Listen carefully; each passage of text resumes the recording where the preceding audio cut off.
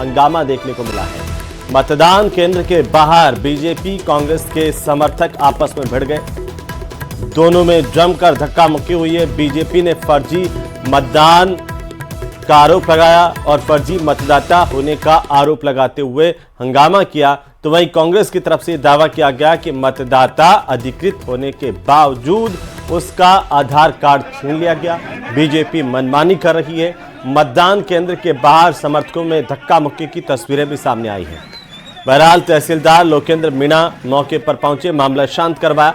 हंगामे की सूचना के बाद डीएसपी रवि शर्मा और कोतवाल हीरालाल सैनी भी मौके पर पहुंचे हैं। वार्ड संख्या 17 में ये वार्ड पार्षद के लिए चुनाव हो रहा है। वोट डाले जा रहे थे और इसी दौरान बीजेपी कांग्रेस के कार्यकर्ता आपस में भिड़ गए और कुछ लोग फर्जी वोटर जा रहे थे, तो हमने उनको रोका तो कांग्रेस ने हंगामा खड़ा कर दिया, तो प्रशासन फर्जी वोटों को रोके। क्या अपील करोगे भाई इस तरह की फर्जी वोटर? अपील में यही करता हूँ कि फर्जी वोटर नहीं डले बस। खबर पर ज्यादा जानकारी के साथ हमारे संवाददाता आशीष शर्मा फोनलाइन पर है। आशीष, कैसे ये पूरा हंगामा हुआ, अभी क्या हाल है मतदान केंद्र के बाहर का? बिल्कुल, मतदान केंद्र के बाहर गहमा गहमी का माहौल है। हालांकि मतदान केंद्र के अंदर मतदान शांतिपूर्ण चल रहा है और दौसा में आज नगर परिषद के वार्ड संख्या 17 में उपचुनाव हो रहा है। भाजपा के भूपेंद्र सैनी और कांग्रेस के दीपक प्रजापति के बीच आमने सामने का मुकाबला है। इसी दौरान ये पूरा घटनाक्रम मतदान केंद्र के जस्ट बाहर हुआ है, जहां एक व्यक्ति वोट देने जा रहा था। इसी दौरान बीजेपी के जो प्रत्याशी और उनके समर्थक हैं, उन्होंने उसको फर्जी मतदाता बताते हुए उसे अंदर नहीं जाने दिया और उसका आधार कार्ड छीन लिया। इस बात बिल्कुल, बहुत शुक्रिया आशीष, तमाम जानकारी के लिए। नजर बनाए रखिए, अपडेट लेते रहेंगे।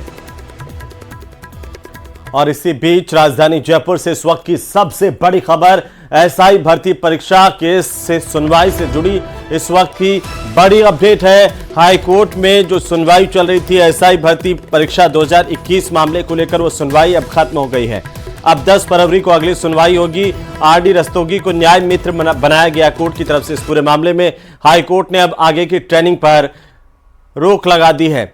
एसआई भर्ती परीक्षा 2021 मामले को लेकर के हाई कोर्ट ने सभी ट्रेनी एसआई की आगे की ट्रेनिंग पर रोक लगा दी है। यह बड़ी अपडेट है आज की। सरकार ने हाई कोर्ट में अपना जवाब पेश कर दिया है और ये संकेत दिए कि एसआई भर्ती परीक्षा रद्द नहीं होगी। सरकार की तरफ से अपने जवाब में कहा गया है, जवाब की कॉपी सभी पक्षकारों को दी गई है और ये बड़ी जानकारी इस वक्त की। बेसिकली सरकार ने अपना जवाब पेश किया था। सरकार ने कहा था कि अभी चाहे एजी साहब की ओपिनियन हो, चाहे कमेटी की ओपिनियन हो, अभी हम लोग इस डिसीजन पे नहीं पहुंच पाए कि हमें ये पूरी तरीके से कैंसिल करना है या नहीं करना है। अभी हम इन प्रोसेस में हैं और इतनी जल्दबाजी में हम इसको कैंसिल नहीं कर सकते। जो पिछले ऑर्डर के संबंध में जो कोर्ट का एक गुस्सा था सरकार के ऊपर कि आप हमारे पुराने ऑर्डर जिसमें हमने स्टेटस को मेंटेन करने का कहा है, उसका आप उसको ऑर्डर को फॉलो क्यों नहीं कर रहे हैं, तो उसमें कहा कि वो जो स्टेटस को का ऑर्डर था वो था रिक्रूटमेंट प्रोसेस को लेके। रिक्रूटमेंट प्रोसेस ऑलरेडी कंप्लीट हो चुका है। अभी जो चल रहा है ट्रेनिंग चल रही है, तो ट्रेनिंग को लेके कहीं भी स्टे नहीं था। बट उस ऑर्डर को फर्दर क्लैरिफाई करके न्यायालय ने ये कह दिया कि अभी जो यथायथ स्थिति है वही बनी रहेगी, इसके आगे अब कोई भी बदलाव नहीं होगा। जो दीपक रस्तोगी साहब है, सीनियर एडवोकेट एएसजी, उन्हें इस मामले में न्याय मित्र नियुक्त किया है। साथ ही साथ कोर्ट ने अपना 18/12/2024 का जो 18/11/2024 का जो यथास्थिति का आदेश था, उसमें यह कोर्ट ने क्लैरिफाई कर दिया है कि जो भी ट्रेनिंग या फील्ड पोस्टिंग या फील्ड ट्रेनिंग चल रही है उस पे पूरी तरीके से रोक रहेगी और जो इसकी नेक्स्ट सुनवाई होगी वह 10 फरवरी को कोर्ट 2 बजे करेगा। एसआई भर्ती को लेकर सरकार ने अपना जवाब है वो स्पष्ट कर दिया है कि ये जो एसआई भर्ती परीक्षा है वो निरस्त हाल फिलहाल नहीं होगी। हमारे साथ मंत्री किरोड़ी लाल मीणा जी मौजूद हैं। सर, सरकार ने अपना पक्ष रख दिया, क्या कुछ कहेंगे मंत्री? अब तो कोर्ट तय करेगा, मामला सब जुडिस है, तो मैं उस पर कुछ अपना बयान नहीं दे सकता। लेकिन लगातार आप मांग रख रहे थे कि एसआई भर्ती रख रहे, मांग के बाद में चूंकि मामला अदालत में चला गया तो माननीय अदालत ही इसको तय करेगी। सरकार ने भी अपना जो रुख है वो रख दिया, क्या कुछ कहेंगे? वो तो सरकार का रुख तो उसमें भी आ गया था, रिपोर्ट में भी, लेकिन ये अचानक रुख क्यों बदला पता करेंगे। क्या कुछ लगता है आपको इस पूरे मामले में? देखो, इसमें बहुसंख्यक लोगों की मांग तो रद्द करने की है। क्या इस पूरे मामले के अंदर सरकार से अपनी जो बात है वो रखेंगे? क्या कुछ लगता है? मैं तो रखता आया हूँ, तो अभी कैबिनेट हुई तो उसमें भी रख दिया था। देखिए, ये थे हमारे साथ मंत्री किरोड़ी मीणा। इन्होंने कहा कि एसआई भर्ती को लेकर उन्होंने अपनी बात है पहले भी रखी और फिर आगे भी वो रखेंगे। न्यूज 18 राजस्थान के लिए सहयोगी अविनाश शर्मा के साथ रोशन शर्मा की रिपोर्ट। प्रदेश सरकार ने इतना कंफ्यूजन पैदा किया हुआ है। सरकार के मंत्री बोलते हैं कि परीक्षा रद्द होगी, सरकार अपना उत्तर देती है कोर्ट में कि हम नहीं कर पाएंगे। तो जो कंफ्यूजन और जो अनिश्चितता बनी हुई है, इससे जनता पिस रही है और सरकार को तुरंत रूप से अपना जो सरकार का जो मत है वो उनको जनता को बताना चाहिए। जो नौजवान बच्चे परीक्षा देके बैठे हैं, उनका फ्यूचर जो है सरकार ने खतरे में डाल दिया है। और अब खबर कोटा से, जहां फांसी का फंदा लगाकर आत्महत्या करने वाले कोचिंग छात्र के कब्जे से एक सुसाइड नोट बरामद हुआ है। छात्र ने सुसाइड नोट में लिखा कि मैं जेईई क्लियर नहीं कर पाऊंगा। छात्र के परिजन आज ही मध्य प्रदेश से कोटा पहुंचे थे और छात्र अपने गांव में टॉपर हुआ करता था। यहां पर उसके परिजनों ने कोचिंग के लिए कोटा भेजा था। छात्र पिछले 1 महीने से कोचिंग संस्थान नहीं जा रहा था और भारी मानसिक तनाव में भी था। छात्र ने कमरे में ही फांसी लगा करके आत्महत्या कर ली। सुसाइड ही है ये। बाकी का पढ़ने में अच्छा था, वो उसकी मर्जी से कोटा आया है, घर वालों से बोल के मुझे कोटा जाके पढ़ाई करना है। ऐसा कुछ विशेष ऐसा नहीं है कि हम किसी के ऊपर कोई ब्लेम कर रहे हैं, ऐसा कुछ नहीं है। करीब 7:30 बजे में सूचना मिली थी कंट्रोल रूम से कि एक छात्र ने सुसाइड कर लिया है। मौके पर पहुंचे थे, मौके पर पहुंचे तो पंखे से लटक कर इसने आत्महत्या कर ली थी। हैंगिंग डिवाइस नहीं था। सुसाइड नोट मिला? सुसाइड नोट मिला है सुबह। फांसी का फंदा लगाकर आत्महत्या करने वाले कोचिंग छात्र के कब्जे से एक सुसाइड नोट भी बरामद हुआ है। छात्र पिछले कई दिनों से तनाव में बताया जा रहा है और कोचिंग संस्थान भी नहीं जा रहा था। छात्र ने सुसाइड नोट में लिखा कि मैं जेईई क्लियर नहीं कर पाऊंगा। पढ़ाई के तनाव के चलते ही छात्र ने फांसी का फंदा लगाकर मौत को गले लगा लिया। मृतक अभिषेक के शव को एमबीएस अस्पताल की मोर्चरी में रखाने के बाद गमगीन माहौल में पोस्टमार्टम करवाया गया और परिजनों को सुपुर्द कर दिया गया। फिलहाल विज्ञाननगर थाना पुलिस पूरे मामले की जांच कर रही है। कोटा से न्यूज 18 राजस्थान के लिए ओम प्रकाश मारू। और इसी बीच टोंक से बड़ी खबर मिल रही है, जहां समझौता केस की प्रशासनिक जांच होगी।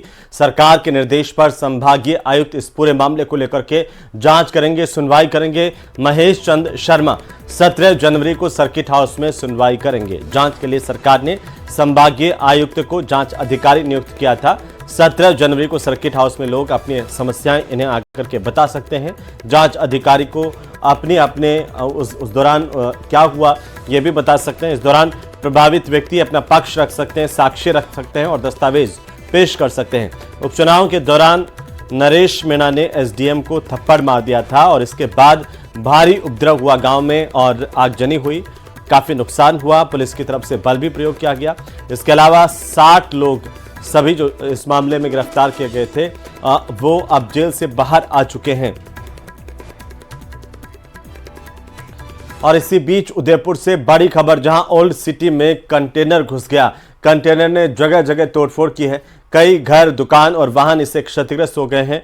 गाड़ियां, आपको बता दें कि ये कैसे टूटी हैं उनकी तस्वीरें सामने आई है। बहरहाल गड़िया देवरे में चालक कंटेनर छोड़ करके भाग गया। कंटेनर में काला पाउडर भरा हुआ था। सूचना पर घंटाघर पुलिस पहुंची है। चालक की पुलिस ने तलाश शुरू कर दी है। लेकिन सवाल तो यह कि जब ओल्ड सिटी में कंटेनर घुसा था तब पुलिस कहां थी? क्या यहां पर किसी तरह का कोई जाब्ता मौजूद नहीं था कि कोई भी वाहन किसी भी तरीके से अंदर घुस जाए? ये भारी लापरवाही है। और इसके बाद ये कंटेनर आगे घुसता गया और कैसे इसने कई घरों को नुकसान पहुंचा दिया, क्योंकि गलियां आगे संकरी है और वहां पर लोगों के वाहन भी खड़े हुए थे। लेकिन इसने तोड़फोड़ की है कई जगह पर और इसके बाद अब पुलिस जांच कर रही है।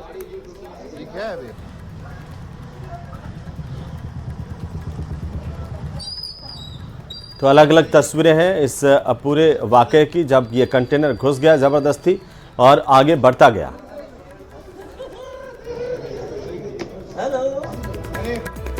और इसी बीच जोधपुर से बड़ी खबर मिल रही है, जहां मंदिर में युवती से छेड़छाड़ भारी पड़ गई। मंदिर में मौजूद श्रद्धालुओं ने एक युवक को पकड़ा और उसकी जम करके पिटाई कर दी। दरअसल ये पूरा जो मामला है वो सामने आया है। पिटाई करके इस युवक को पुलिस के हवाले किया गया। तस्वीरें सामने आई है, युवक की पिटाई का वीडियो भी सामने आया है। प्राचीन घनश्याम मंदिर का यह मामला है, जहां पर ये युवक, इस पर आरोप है कि ये युवतियों से छेड़छाड़ कर रहा था और इसी दौरान कुछ श्रद्धालुओं ने इसे पकड़ करके इसके साथ मारपीट की और बाद में पुलिस जब मौके पर पहुंची तो इसे सुपुर्द पुलिस किया गया।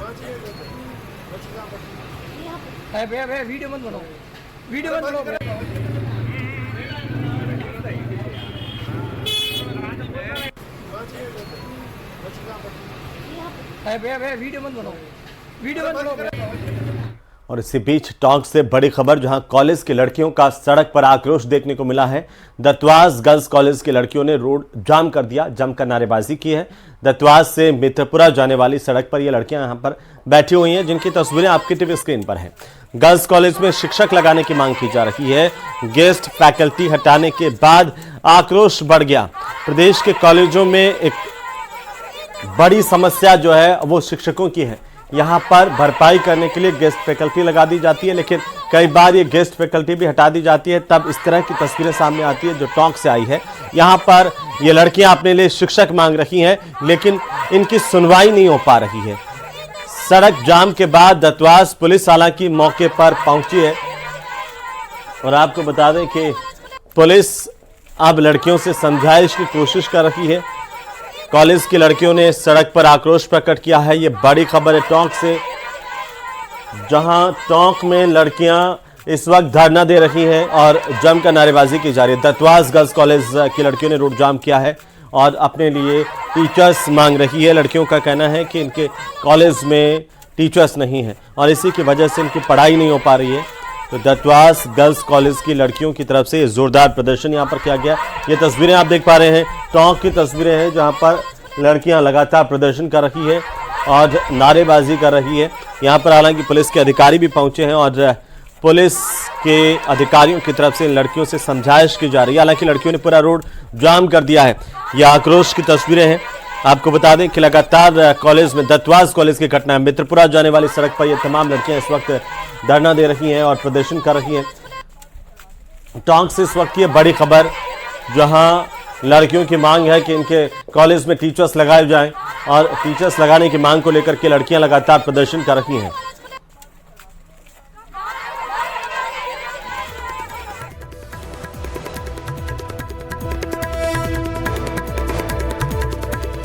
और इसी बीच बीकानेर से खबर, जहां पर नहर में एक युवक के गिरने की जानकारी सामने आ रही है। बारूपाल लिफ्ट नहर में एक शख्स गिर गया। 750 आरडी के पास पन्नालाल बारूपाल लिफ्ट में ये युवक गिरा है, जिसे अब तलाश किया जा रहा है। सोलर प्लांट में काम करता है। 24 घंटे से स्थानीय गोताखोर इसकी तलाश कर रहे हैं। हालांकि युवक की तलाश अभी भी जारी है। अभी तक युवक नहीं मिला है। भूगल पुलिस भी मौके पर मौजूद है। एसडीआरएफ की टीम और गोताखोर इसकी तलाश कर रहे हैं। जानकारी के मुताबिक नागौर निवासी महेंद्र यादव के तौर पर युवक की पहचान हुई है। तो बहरहाल बारूपाल लिफ्ट की ये तस्वीरें, जहां पर युवक की तलाश की जा रही है। सोलर प्लांट में यह युवक काम करता बताया जा रहा है, जो अब नहर में गिरा हुआ है और अभी तक ये नहीं मिला है। हालांकि लगातार इसे तलाश किया जा रहा है। पूगल पुलिस को जैसे ही जानकारी मिली है, पूगल पुलिस भी मौके पर पहुंची है। एसडीआरएफ की टीम और गोताखोर यहां पर इसकी तलाश कर रहे हैं।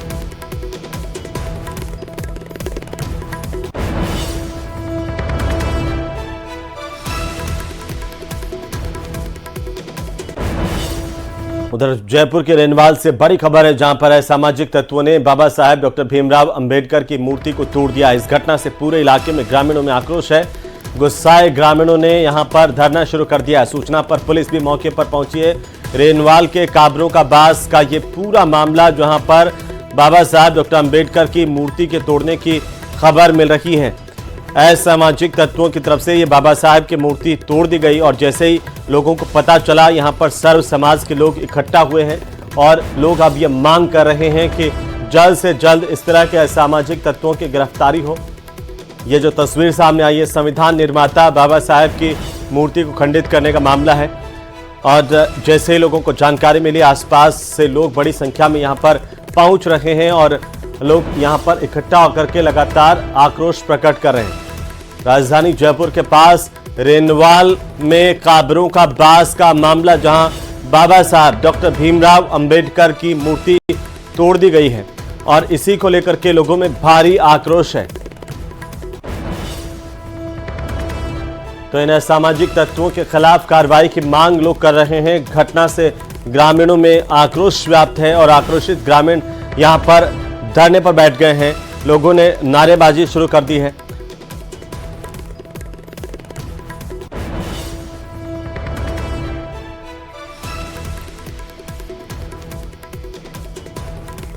तो चलिए अब हम आपको सीधे लिए चलते हैं कांग्रेस के खेमे में, जहां पर पवन खेड़ा क्या कुछ करें सुन लेते हैं। ऐसा हुआ आजाद हिंदुस्तान में कि किसानों पर अलग अलग उनकी इक्विपमेंट पर, ट्रैक्टर पर जीएसटी लगा दिया। किसी सरकार ने कभी भी किसानी पर टैक्स टेररिज्म या टैक्स का आतंकवाद नहीं लागू किया, लेकिन इस सरकार ने किसानों की जो लागत है वो बढ़ा दी। वादा किया था 2022 तक तो आय दुगुनी कर देंगे, उल्टा क्या हुआ, लागत दुगुनी कर दी जीएसटी की माध्यम से। 9 दरें जैसा कि मैं आपको बता रहा था, 0%, 5%, 12%, 18%, 28%, ये तो 5 बड़ी दरें हो गई। फिर 0.25% एक और दर, फिर 3% की एक और दर स्पेशल कैटेगरी, और फिर कुछ ऐसे कॉम्पोजिशन स्कीम में 1.5%, 6%, अलग अलग इतनी दरें आपने बना दी। फिर आप कहते हो कि आप सरलीकरण की दिशा में जीएसटी लागू कर रहे हो। कौन सा सरलीकरण है? और 5 साल में, अभी एक तीसरा आंकड़ा मैं आपको देना चाह रहा हूं जो बहुत चौंकाएगा आपको, और आप हैरान हो जाएंगे कि आप वोट भी देते हैं, आप टैक्स भी देते हैं, और आपको जो सुविधाएं मिलती है वो कैसी मिलती है। 5 साल में इनकम टैक्स 240% वृद्धि हुई इकट्ठा करने में, और जीएसटी की संग्रह में 177%, 177% वृद्धि हुई।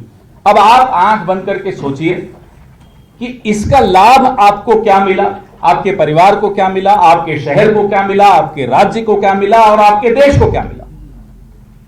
भाई आप अगर टैक्स दे रहे हो तो कुछ सोच कर दे रहे हो कि भाई मुझे लाभ मिलेगा, मेरी सड़कें अच्छी होंगी, मेरे जीवन का स्तर अच्छा होगा, मेरे को बिजली अच्छी मिलेगी, पानी अच्छा मिलेगा, रोजगार के अवसर मिलेंगे, परिवार को लाभ होगा। लेकिन कुछ नहीं मिलेगा, कुछ नहीं मिला। बेतहाशा वृद्धि और नतीजा कुछ नहीं, 0, 0। कोई रोबोट हो या कंप्यूटर हो तो शायद जीएसटी को समझ पाए। विदेशों में एक्सपर्ट्स ने प्रयास कर लिया कि भारत के जीएसटी को थोड़ा समझें, परिभाषित करें, सरल करें, कोई नहीं कर पाया।